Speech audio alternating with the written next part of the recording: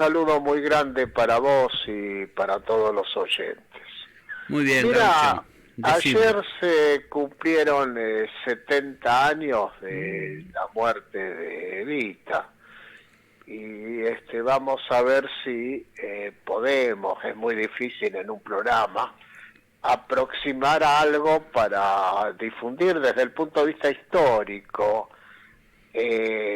la personalidad de esa gran persona, de esa gran política, de esa dirigente del campo nacional que fue Evita, ¿no? Eva Perón. Es muy difícil hacerlo en un programa, pero por lo menos Intentemos. intentemos, claro, Intentemos. aproximarnos. Vos sabés que los viejos, algo nos acordamos. Yo tenía 10 años cuando ella falleció. Bueno, vos viviste ese periodo. Viví eso.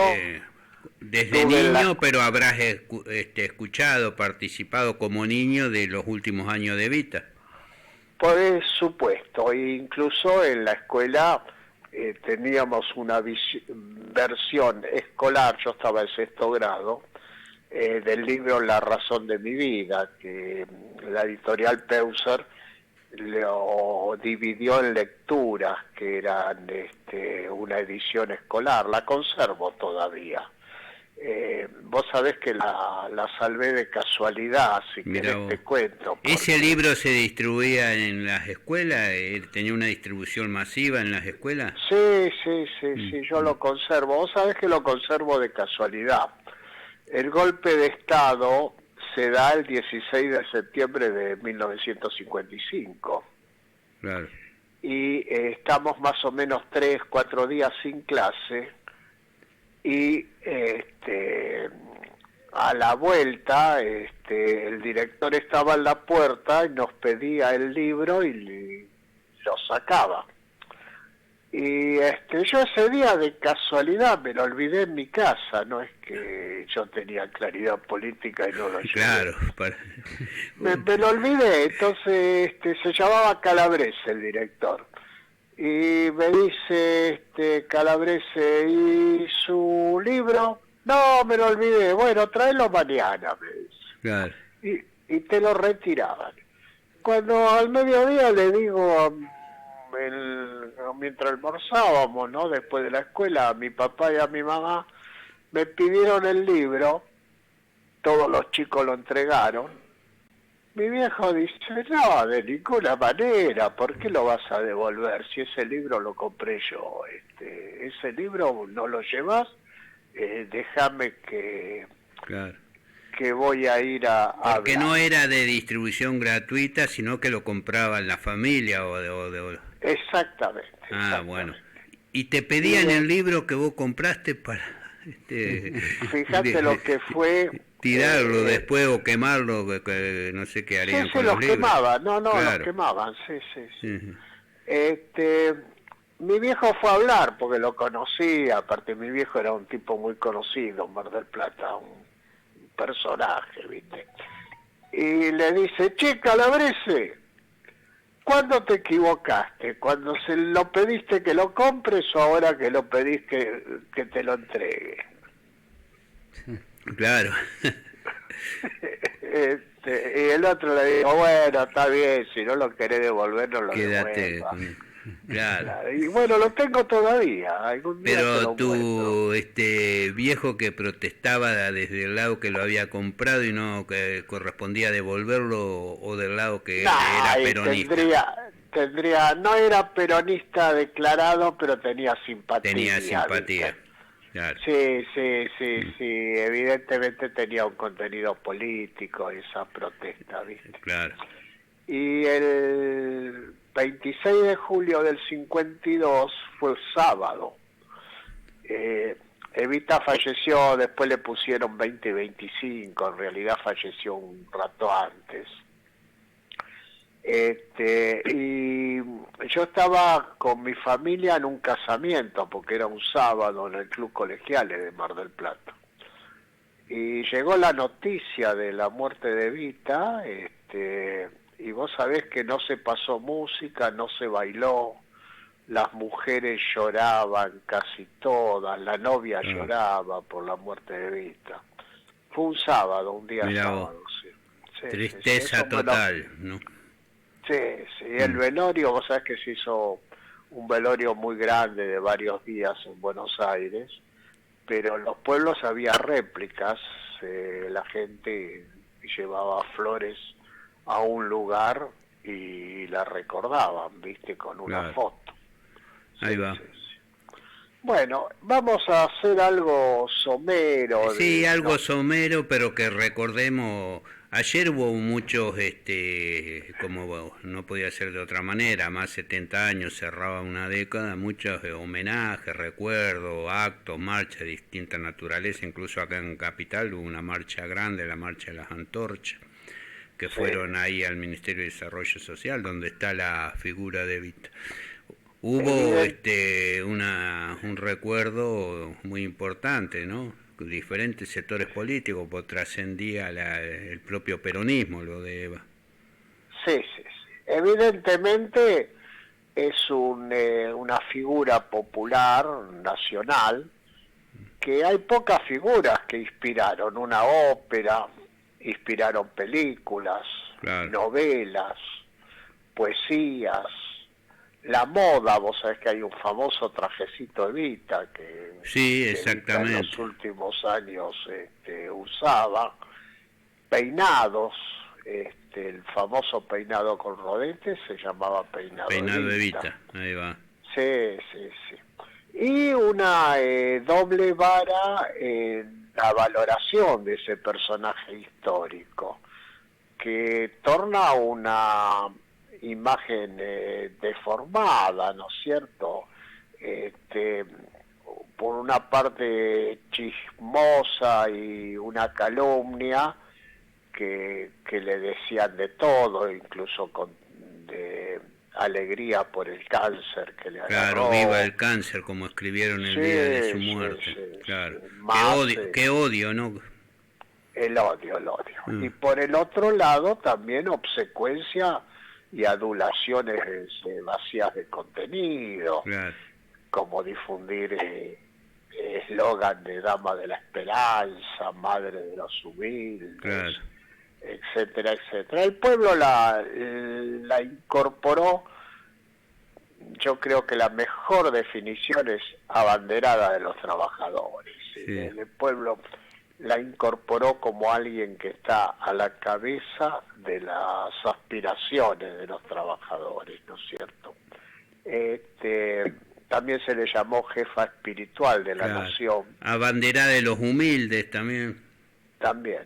Lo de jefa espiritual tiene contenido político, porque daría, digamos, la intención de que Perón era el jefe político y ella era la jefa espiritual, ¿viste?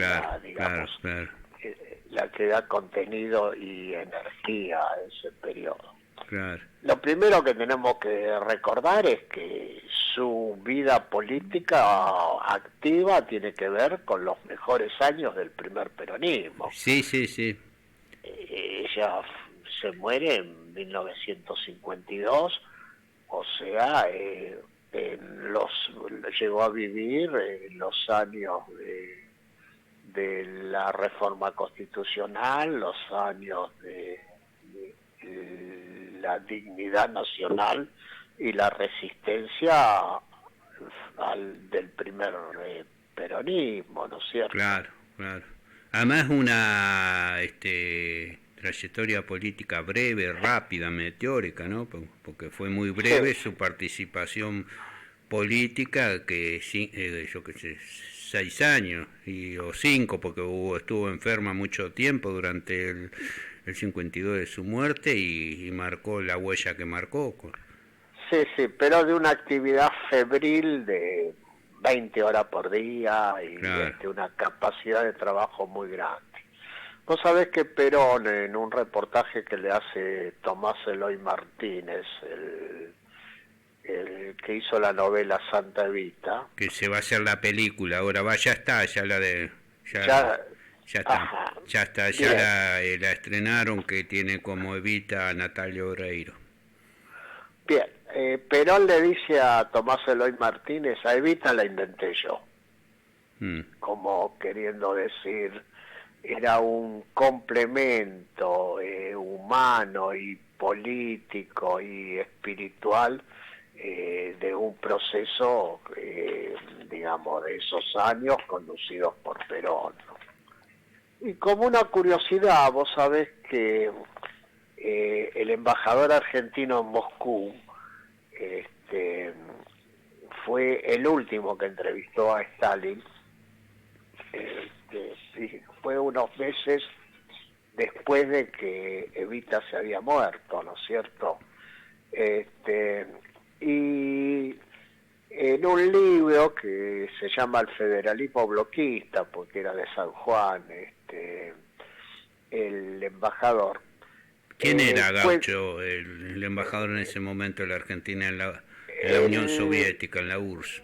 bueno, ahora se me hizo una laguna, pero los Era un Cantoni fueron, correntino, ¿no? Sí, no, San Juan, San San Juanino. Juan, San Juan. Sí, sí. Ah, Los Cantoni fueron los primeros embajadores cuando se establece ¿cómo es que se llama? Las relaciones diplomáticas con la Unión Soviética. sí, Y después de los Cantoni, Leopoldo Bravo, ahora me acordé el nombre. Leopoldo Bravo, sí. Leopoldo Bravo continúa, Leopoldo Bravo había vivido con ellos, con Cantoni, se dice que Cantoni era el padre de Leopoldo Bravo, el padre biológico, ¿no? Y hablaba perfectamente el ruso, y es el que tiene la última entrevista con Stalin. Stalin se muere unos días después. Y él cuenta en un libro de memorias muy interesante, Leopoldo Bravo tiene un libro de memorias que se llama El federalismo bloquista. Claro. Cuenta que Stalin le preguntó tres cosas, ¿no? Le preguntó qué era el peronismo, y Leopoldo Bravo le dijo soberanía política, independencia económica y justicia social. Las tres banderas del peronismo. Sí, y Stalin dice que les dijo, bueno, sin independencia económica no se puede las otras dos. Y después le preguntó detalladamente por Evita. Le hizo la pregunta si el poder de político de Evita derivaba de su condición de esposa de Perón o tenía un perfil político propio. Y Leopoldo Bravo dice que les dijo que no tenía respuesta a ese tema, que, Claro. que era evidente que era una figura popular. Mirá, dejó 400 discursos, o sea, no es un detalle. Esos discursos no son, en mi opinión, no estoy adelantando una opinión, no son iguales. En los últimos discursos, a partir de su renunciamiento, porque la proponen ser vicepresidenta y en un cabildo abierto renuncia, hay una autenticidad y una fuerza muy grande, dignos de volver a escucharlo, los últimos discursos de Evita, pero en total dejó 400 discursos.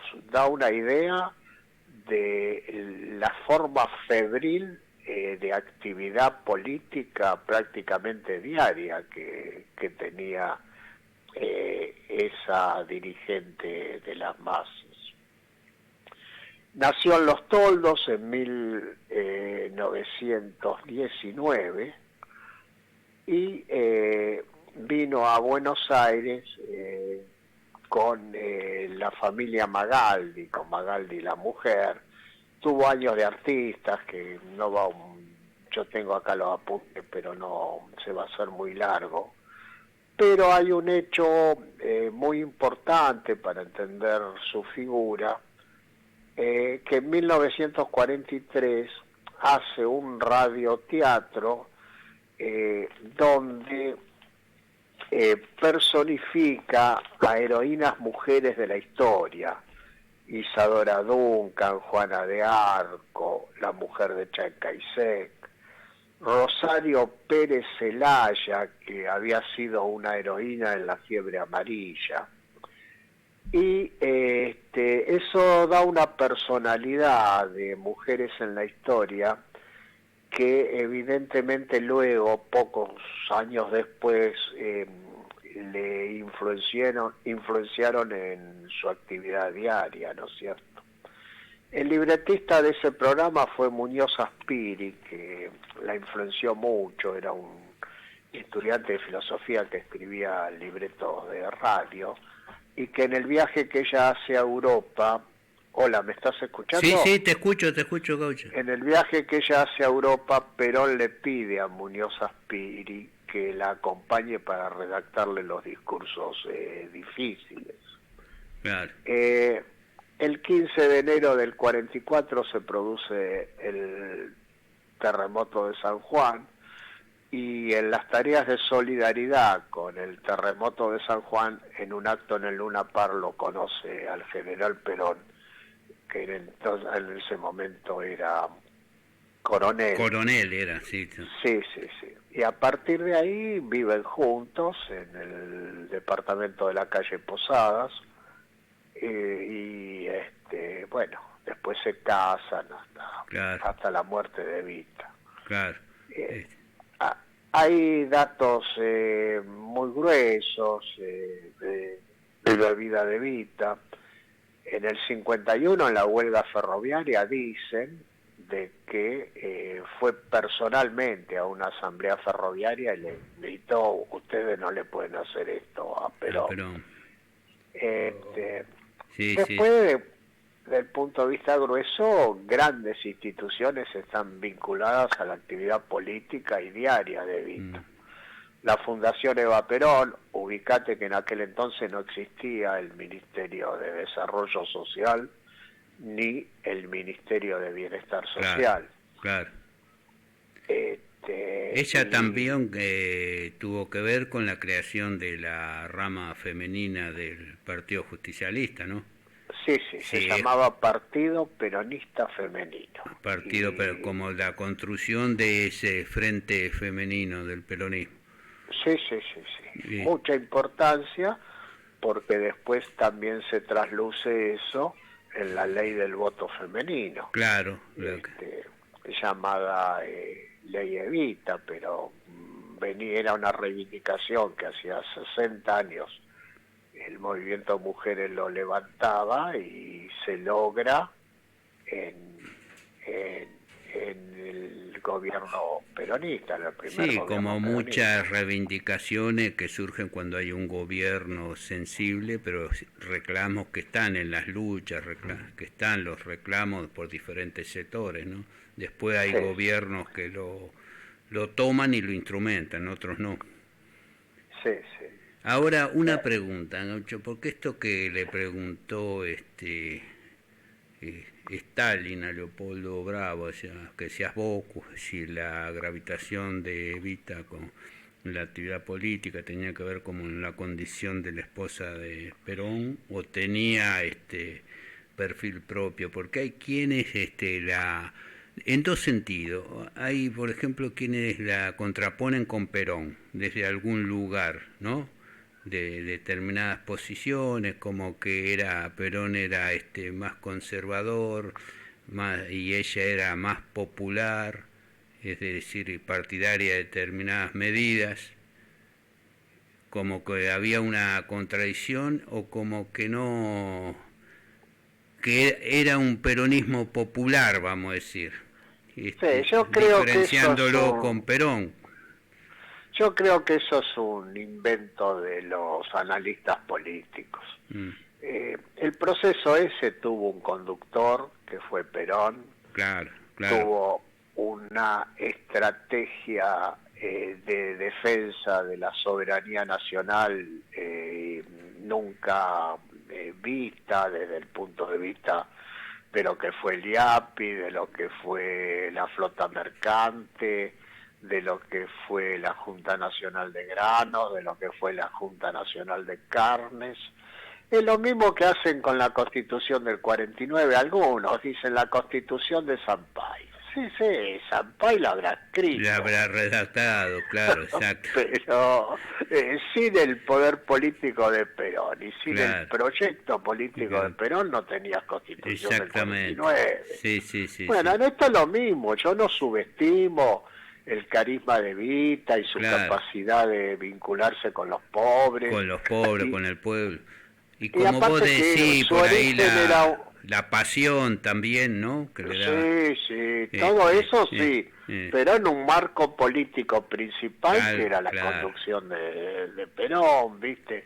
Por Claro, eso creo que es acertado con lo que le dice Perón a Tomás Eloy Martínez. A Evita le inventé yo. Exactamente. Sí. Después, lógico, Claro. no podés inventar a alguien que no tiene Que no condiciones. tiene con qué. Y Claro, tenía los pero- rasgos, las condiciones. Después Evita era un tribuno, ¿no? Sí. Los últimos discursos, yo te digo, los volví a escuchar el año pasado. Son muy interesantes desde el punto de vista político, Claro. muy interesantes. Claro. El 400 no los pude escuchar, están, pero no, se necesita. Fue tal el odio a Evita y tal la subestimación política que hay hacia el primer peronismo, que no están estudiados esos discursos. Los de Perón un poco más, también poquito, pero por lo menos un poco más. Y después el odio, lo que provocó como figura popular, te digo, pasional, como era que combatía a la oligarquía, este grupo minoritario, y también la odiaban, es todo el tema como el proceso posterior a su fallecimiento, ¿no? La profanación del cadáver, sí. el ocultamiento, ¿viste? Cosas terribles. Terrible. Amor y odio, las dos cosas, evidentemente no pasaba desapercibida. Claro. Después, lógico, están las características particulares del personaje, qué sé yo. A Franco, cuando la fueron a buscar más de 100.000 personas al puerto, le dijo delante de los periodistas: si quiere juntar gente otra vez, me llama. Es una característica. Claro, una característica de como singular, después de todo también como persona, ¿no?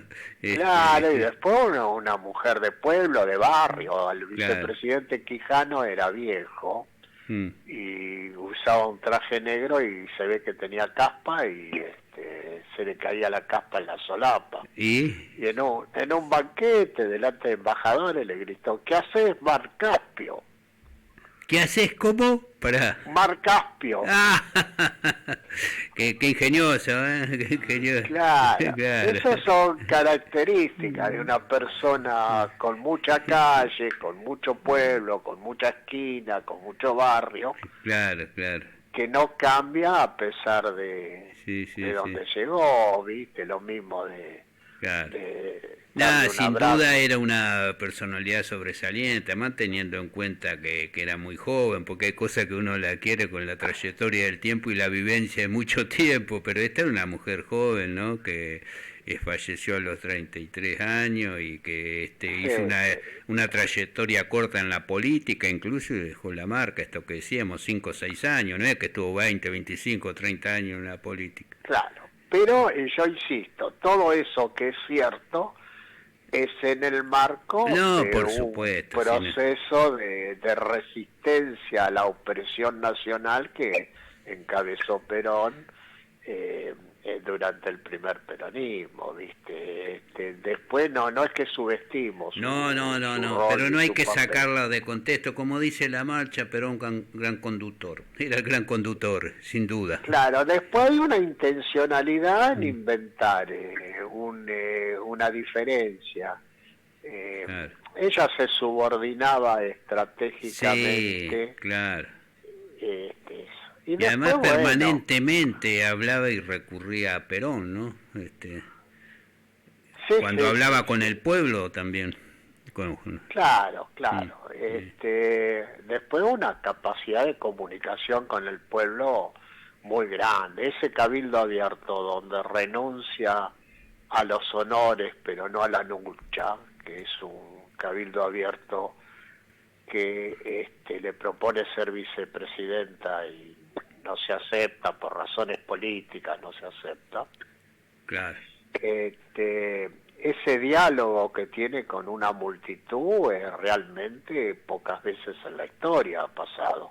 Así Porque es. la gente gritaba evita, evita, evita, y ella le dice renuncio a los honores, no a la lucha. Ahí va. Escuchame, hay que decirlo eso, y nadie se lo sopló, le salió del corazón. Sí. Bueno, Gaucho. Bueno, mirá, y lo último, el sí, del viaje a Europa, algo te dije, una influencia muy, muy grande en los años de militante en la CGT. Concurre a la CGT muchas veces, da muchos discursos en la CGT. En la CGT, fíjate que era un nido de varones, de dirigentes sindicales, claro, hombres, y la reciben, habla, tiene un gran punto de apoyo en la CGT. O sea, son tres instituciones que la avalan: la Fundación Evita, el Partido Peronista Femenino y la CGT. Ahí va. Bueno, a los 70 años, bueno, que se cumplieron ayer, hemos recordado de acá, a través tuyo, a Evita, ¿viste? Y la verdad que le mandamos un abrazo a todos los compañeros, compañeras peronistas, que toman Evita como bandera, como ejemplo, que siguen su legado, que era toda esta lucha por los trabajadores, por los pobres, los humildes, para enfrentar a los poderosos, a la oligarquía, incluso al imperialismo, ¿no? Es un peronismo que está vivo en el pueblo todavía, no a veces en sus dirigentes. Sí, y el gorilismo, incluido el gorilismo que se metió en algún sector de la izquierda que no comprendió el peronismo, claro, ha hecho de que se sumaran a las críticas a Evita de los aspectos secundarios. Bueno, qué sé yo, que hizo antes de conocerlo a Perón. Sí, la ropa que usaba y si se ponía las joyas que usaba y todo eso. Bueno, también claro, en eso hay una evolución. O sea, en los últimos años de su vida, las fotos prácticamente aparecen sin joyas y con el famoso peinado de rodete. Claro. Eso es digno de ser estudiado, los así últimos años de su vida. Sí. Bueno, Gaucho, te agradezco como siempre. Estamos en contacto para la próxima semana para seguir nuestras charlas de historia acá todos los miércoles, mediodías con la RAC. Un abrazo grande, Gaucho. Un abrazo para vos y para todos los oyentes.